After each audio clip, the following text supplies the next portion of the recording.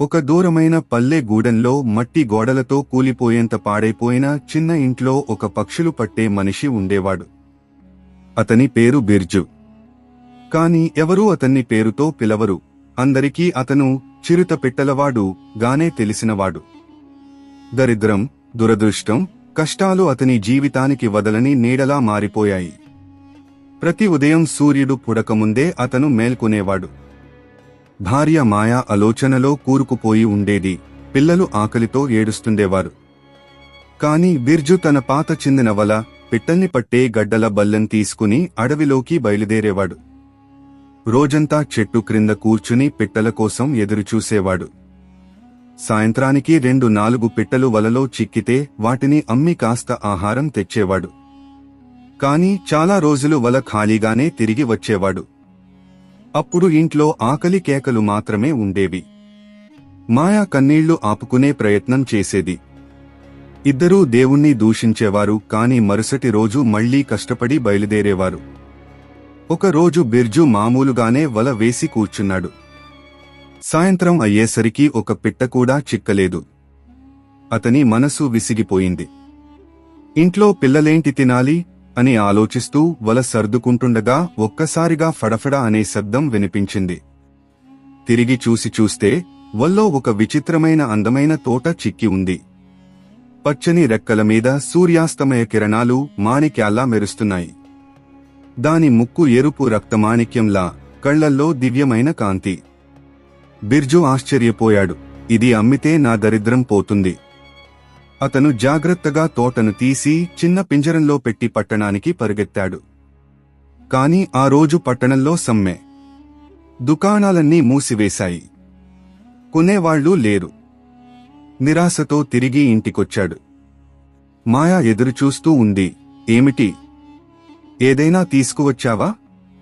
బిర్జు నిట్టూర్చాడు. లేదు, మార్కెట్ మూసుంది. ఈ తోట తప్ప వలలో ఇంకేం చిక్కలేదు. మాయా తాపత్రయంతో అంది. పరవాలేదు, ఈ తోటను ఉడికించుకుందాం. ఈరోజైనా మాంసం దొరుకుతుంది. బిర్జు భయపడ్డాడు. అమ్మాయి, ఇది తినే పిట్ట కాదు. మాంసం కంటే ఈ పిట్ట విలువైనది. కాని మాయా మొండి పట్టుతో అంది. నువ్వు మాటలాడకు, నేను పొరుగింటి దగ్గర మసాలాలు తెచ్చేస్తాను.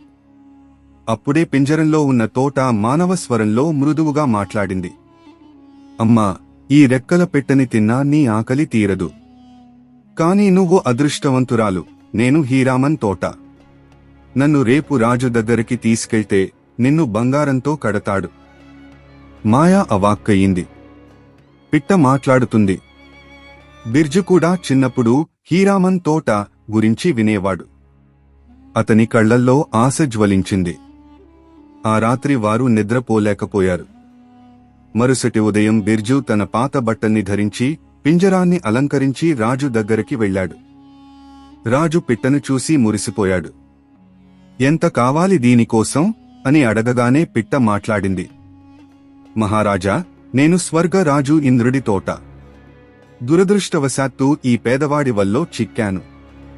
నా విలువ డబ్బుతో కొలవలేం. రాజు ఆశ్చర్యపోయాడు. తోట మాటలతో మంత్రముగ్ధుడయ్యాడు. వెంటనే ఆజ్ఞ ఇచ్చాడు. ఈ పింజరాన్ని బంగారు నాణాలతో నింపండి. బిర్జు ఆనందంతో ఉప్పొంగిపోయాడు. క్షణాల్లో అతని జీవితం మారిపోయింది. రాజు తోటను తన గదిలో ఉంచి రోజంతా దానితోనే ఉండేవాడు. తోట కథలు చెబుతూ న్యాయము, ధర్మము, జ్ఞానము చెబుతూ రాజును మంత్రముగ్ధుడి చేసేది. రాజు ప్రాజల గురించి, రాణుల గురించి కూడా మర్చిపోయాడు. ఈ విషయమంతా రాణులు గమనించి అసూయతో మండిపోయారు.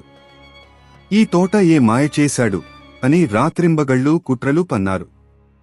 ఒకరోజు రాజు దౌత్య సమావేశానికి బయలుదేరగా రాణులు ఆ అవకాశాన్ని ఉపయోగించుకున్నాయి. తోట దగ్గరికి వచ్చి అడిగారు.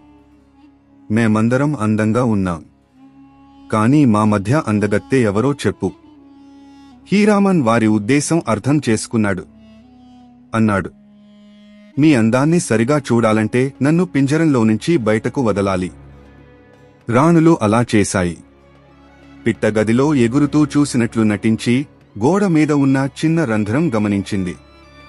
మీ అందం ఎక్కడా? మీరు అందరూ ఛిద్రాలతో ఉన్న రాళ్లలా ఉన్నారు. నిజమైన అందం సముద్రం అవతల ఉన్న చందరకళ రాజకుమారిలో ఉంది అని చెప్పి రంధ్రం గుండా ఎగిరిపోయింది. రాణులు కోపంతో పళ్ళు కొరికాయి కాని ఆలస్యమైపోయింది. హీరామన్ నది పక్కన ఉన్న ఒక చెట్టుపై విశ్రాంతి తీసుకున్నాడు. అక్కడి కూలీ మనిషి భార్య గంగ అతన్ని చూసి తన సారెతో కప్పి జాగ్రత్తగా పట్టుకుంది.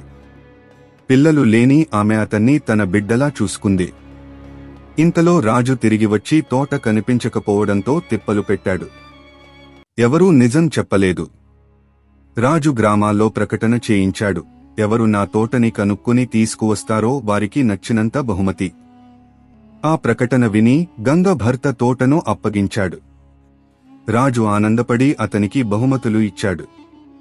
తరువాత రాజు కోపంతో అన్నాడు, హీరామన్, నువ్వు నన్ను వదిలిపోయావా?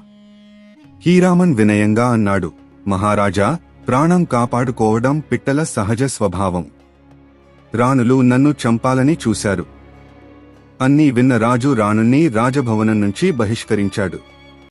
కాని హీరామన్ చెప్పిన సముద్రం అవతల రాజకుమారి మాట రాజు మనసులో విత్తనమై మొలిచింది. ఆమెను చూడాలనే ఆత్రం పుట్టింది. రాజు అన్నాడు, హీరామన్, నువ్వు నన్ను ఆ రాజకుమారితో కలవాలి. హీరామన్ అంగీకరించాడు. మహారాజా, ముందుగా ఓ ఎగిరే గుర్రాన్ని సిద్ధం చేయాలి అన్నాడు. రాజు ఆశ్చర్యపోయాడు కాని హీరామన్ మాట విన్నాడు. తోట ప్రత్యేకమైన వనమూలికలు తెచ్చి గుర్రానికి తినిపించమన్నాడు. కొన్ని రోజులకి గుర్రానికి రెక్కలు మొలిచాయి. అది ఎగరగలిగే శక్తి పొందింది. తర్వాత తోట చక్కని వెండి పువ్వులు తయారు చేయమన్నాడు. అన్నీ సిద్ధమైన తరువాత రాజు, తోట ఇద్దరూ ఆ ఎగిరే గుర్రం మీద ప్రయాణం మొదలుపెట్టారు. గాలి వేగంతో కొండలు, నదులు దాటి చివరికి ఒక సుందరమైన తెల్ల మర్మర రాజభవనం దగ్గర దిగారు. హీరామన్ వెండి పువ్వులు దారంతా చల్లాడు. చందమామ కాంతిలో అవి నక్షత్రాల్లా మెరుస్తున్నాయి. ఆ రాత్రి రాజకుమారి చందరకళ తన సఖులతో తోటలో తిరుగుతూ ఆ వెండి పువ్వులు చూసి మాయమైపోయింది. పువ్వులు ఏరుకుంటూ రాజు దాగిన చెట్టు దగ్గరకు వచ్చింది. రాజు బయటకొచ్చాడు. ఆమె భయంతో మూర్ఛపోయింది. రాజు ఆమెను ఎత్తుకుని గుర్రంపై కూర్చోబెట్టాడు. కాని తొందరలో గుర్రానికి రెండోసారి చావుకిచ్చాడు. వెంటనే గుర్రం నేలమీద పడిపోయింది. రెక్కలు మాయమయ్యాయి. ఆ సమయంలో ఆ రాజ్యపు యువరాజు అక్కడికి వచ్చి మూర్ఛపోయిన చందరకళను తీసుకెళ్లాడు. రాజు దుఃఖంతో కూలిపోయాడు.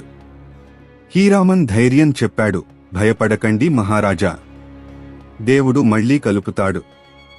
కొన్ని రోజులకు హీరామన్ రాజకుమారిని ఒక బాగ్లో పక్షులకు ఆహారం వేస్తూ చూడాడు. ఆమె బాధతో ఉంది. హీరామన్ చెట్టుపై కూర్చుని పాటల రూపంలో అన్నీ చెప్పాడు. ఒక రాజు నిన్ను ప్రేమించాడు, నిన్ను రక్షించడానికి సముద్రం దాటాడు.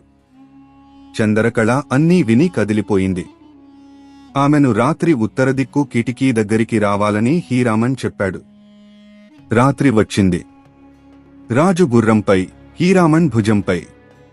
చందరకళ కిటికీ నుంచి దూకి గుర్రంపై కూర్చుంది. ఈసారి రాజు ఒక్కసారే చావుకిచ్చాడు. గుర్రం ఎగరిపోయి సజావుగా రాజ్యానికి చేరుకుంది. రాజ్యంలో పండుగలా సంబరాలు జరిగాయి.